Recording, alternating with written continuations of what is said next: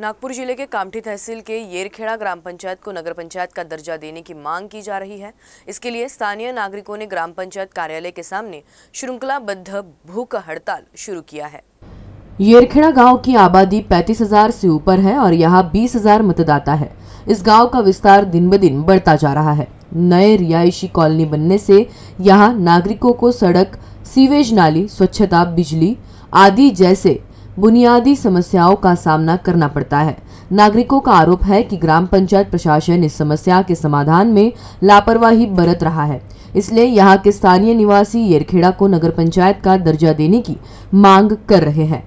इसके लिए जिलाधिकारी और जिला परिषद के सीईओ को निवेदन भी सौंपा गया था। अब ग्रामीण अपनी मांग को लेकर आंदोलन का रास्ता अपनाए हैं।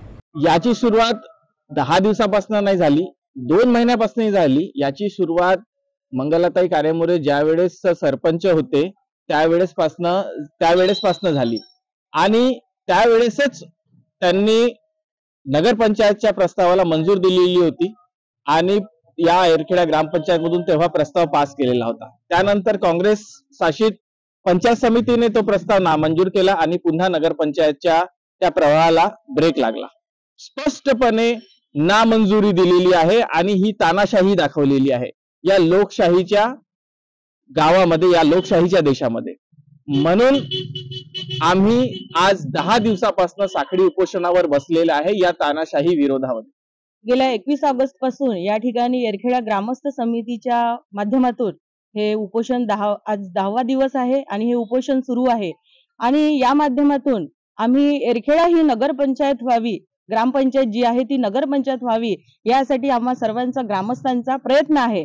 पण या ठिकाणी जे सत्तेवर बसलेले आहेत त्यांना सत्तेच्या लालसेपोटी ते आपल्या स्वार्थासाठी एक ग्रामसभा बोलून त्यामध्ये हा विशेष ठराव घेऊन तो आम्हाला देऊ शकत नाही। त्यासाठी आम्ही सगळे इथे उपोषणाला बसलेले आहे।